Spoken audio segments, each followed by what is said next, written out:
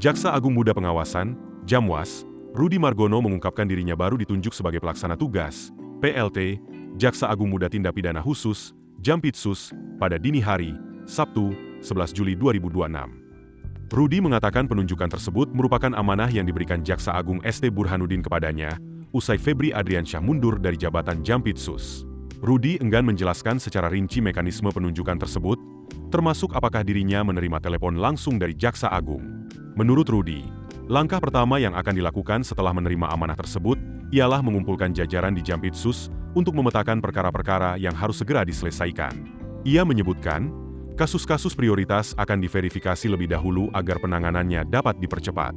Selain penyelesaian perkara prioritas, Rudi menegaskan penguatan pemulihan aset, asset recovery, akan menjadi salah satu fokus utama dalam penanganan perkara korupsi. Di tengah penunjukan sebagai PLT Jampitsus, Rudi memastikan dirinya masih merangkap jabatan sebagai Jamwas hingga ada pejabat definitif yang ditetapkan.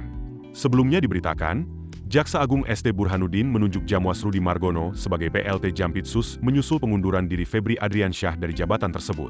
Kepala Pusat Penerangan Hukum, Kapus Penkum, Kejaksaan Agung Anang Supriyatna mengatakan, penunjukan Rudi dilakukan untuk memastikan roda organisasi dan penanganan perkara di lingkungan Jampitsus tetap berjalan hingga ditetapkannya pejabat definitif.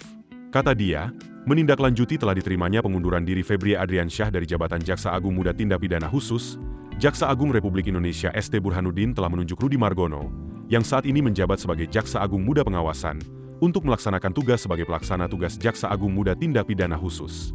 Menurut Anang, penunjukan tersebut berdasarkan surat perintah Jaksa Agung. Nama Febrie menjadi sorotan setelah penyidik Kortas Tipikor Polri mengusut beberapa kasus dugaan korupsi antara lain batu bara pembangkit listrik tenaga uap, PLTU, PT Asabri dan PT Krakatau Steel. Dalam penyidikan tersebut, polisi telah menggeledah sedikitnya 13 lokasi, termasuk rumah di kawasan Sentul, Bogor, yang diakui sebagai kediaman Febrie, serta sebuah lokasi di Cipete, Jakarta Selatan.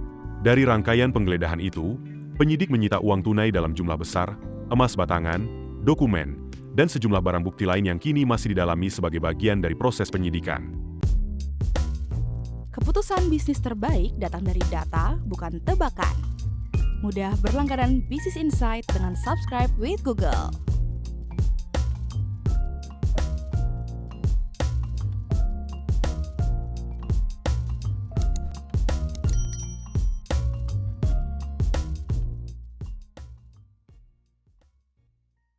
Download aplikasi Kontan sekarang di App Store atau Play Store.